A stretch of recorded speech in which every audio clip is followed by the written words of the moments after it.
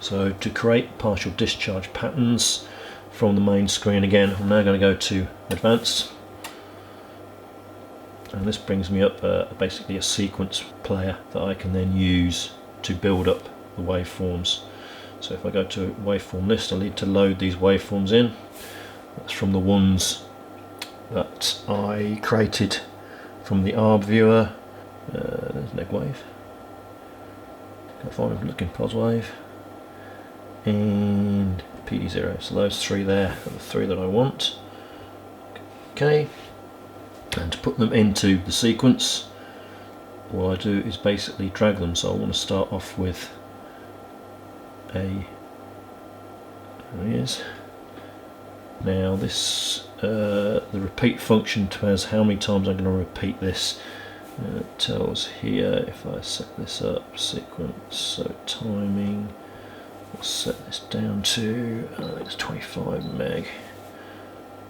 The timer is for this wait event function, so I don't need that at this moment of time. I don't use that for creating this. I just want to change the sampling rate. Put him back there. So sampling rate, so I'll click on him.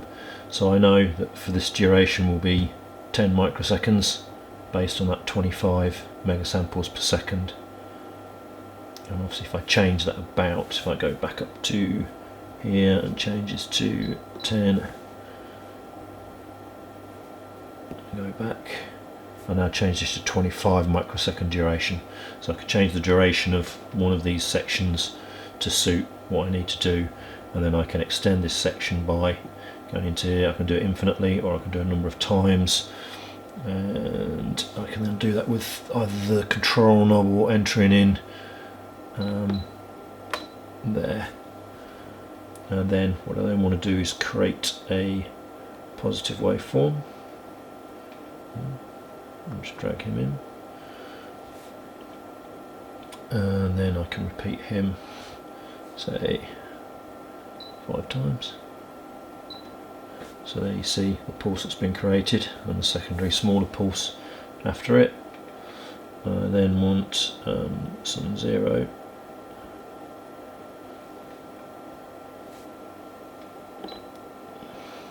Oops. And I can keep going on like this until I've built up my waveform, so I'll do that and then we'll reconvene to save you watching me doing this all the time. Okay, so this is my sequence already made up. You can see here, if I want to change any of these, I can drag him across and I get a delete function over there to do. I can just drag in a waveform in here, even there, and I can either insert him into it or I can replace. It's the same one, so you didn't see any different. And that's the basic editing process for this. Once you've created it, the last thing that I need to do is, this is my last one here, so in order to get this cycle to repeat itself, I need to go to the go to function at the end, hit the next, and it's a number, and it is the number 1 that I need to go to. So that will take it all the way back then to up here and start again when it's reached the end. And that's my waveform basically created. I can save this sequence. So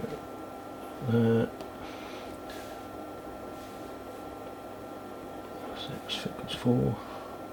So he's now loaded, and I'm now ready to play him back into the oscilloscope.